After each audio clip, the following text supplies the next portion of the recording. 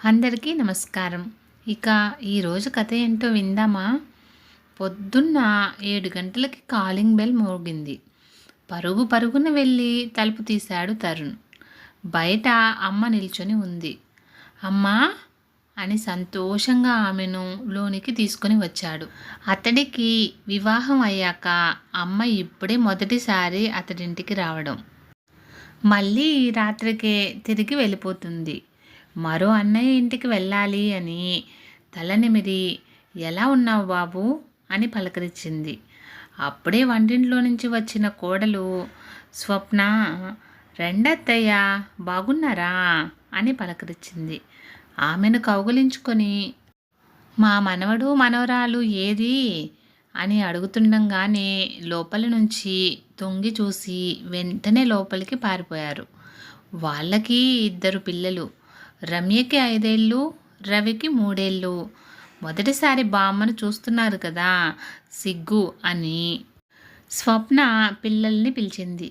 ఇలా రాండి, బామ్మ వచ్చింది చూడండి అంది. ఇద్దరూ భయంతో సిగ్గుతో బయటికి వచ్చారు. బామ్మ తెలుసా అని స్వప్న అడిగితే, పెద్దది తెలుసు, డాడీ మొబైల్లో ఫోటో చూపించారుగా అంది. అమ్మ తను తెచ్చిన బొమ్మలు, తినుబండారాలు పిల్లలకి ఇచ్చి ఇద్దరిని వడిలో కూర్చోపెట్టుకుంది.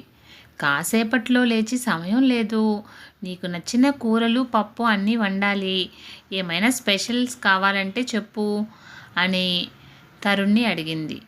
మీరు కూర్చోండి అత్తయ్య, నేను వంట చేస్తాను అంది కోడలు. భలే దానివే, వాడికి నచ్చినవన్నీ ఉన్న ఒక్కరోజైనా నన్ను చేయని, కావాలంటే వచ్చి కొంచెం సహాయం చేయి అంది అత్తగారు. ఇద్దరూ చేసి వడ్డించిన భోజనం బ్రహ్మాండంగా ఉంది. చాలా సంవత్సరాల తర్వాత తృప్తిగా భోజనం చేశాడు తరుణ్. స్వప్నకి పిల్లలకి కూడా ఆ వంట బాగా నచ్చింది. పిల్లలిద్దరూ బామ్మతో కలిసిపోయినందున కథలు చెప్తూ వాళ్ళతో సంతోషంగా సమయం గడిపింది బామ్మ.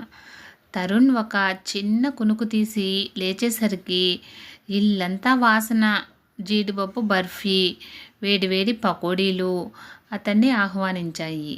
అందరూ ఇష్టంగా తినగా పిల్లలు సూపర్ బామ్మ అని పొగిడారు. అమ్మ మొబైల్లో మెసేజ్ వచ్చింది. చూసి, మీ అన్నయ్య కారు పంపించాడట అని చెప్పింది అమ్మ. సరేనమ్మా, మీరు బయలుదేరండి అన్నాడు తరుణ్. ఇక్కడే ఉండిపోబామ్మా అన్నారు పిల్లలు. మీ నాన్న ఫోన్ చేస్తే మళ్ళీ వచ్చేస్తానుగా, ఇప్పుడు వెళ్తాను, ఓకేనా అంది బామ్మ తన సామాన్లు సర్దుకుంటూ. ఎంతైందమ్మా అని అడిగాడు తరుణ్. ఆమె చిరునవ్వుతో తన సంచిలో నుంచి ఐప్యాడ్ లాంటి ఒక మానిటర్ తీసి లెక్కలు చేసి, మొత్తం 12 గంటలైంది, గంటకి 1500 చొప్పున 18,000 అయింది, GST ఎక్స్ట్రా. నేను పిల్లలకి తెచ్చిన బొమ్మలు గట్రా ఈ ప్యాకేజ్లో వచ్చేసాయి. మా యాప్ మనీ ఉంటే 10% క్యాష్ బ్యాక్ ఆఫర్ ఉంది. జీపే, కార్డ్ పేమెంట్ మీ ఇష్టం. మీకు తల్లిదండ్రులు పోయారా? మీ తల్లిగా తండ్రిగా మీతో ఒకరు ప్రేమగా గడపాలా? వారి గురించి, మీ కుటుంబ సభ్యుల గురించి వివరాలు మా వెబ్సైట్కు పంపండి. మా దగ్గర ప్రత్యేక శిక్షణ పొందిన వారిని మీరే ఎంపిక చేసుకోవచ్చు. వారిని మీ ఇంటికి పంపుతాం. వారు మీ ఇంటికి వచ్చి మీకు తగిన విధంగా ప్రేమాభిమానాలు చూపి వెళ్తారు. మా బంధుత్వం.comని కానీ, మా యాప్ డౌన్లోడ్ చేసుకుని కానీ దరఖాస్తు చేసుకోండి. ఓ నెల క్రిందట చూసిన ఈ ప్రకటన 9 సంవత్సరాల క్రిందట మరణించిన తల్లి ముఖం గుర్తుకు రాగా గూగుల్ పేలో డబ్బులు పంపాడు తరుణ్. చెయ్యి ఊపుతూ తన నెక్స్ట్ అపాయింట్మెంట్కి బయలుదేరింది ఆ అద్దె అమ్మ.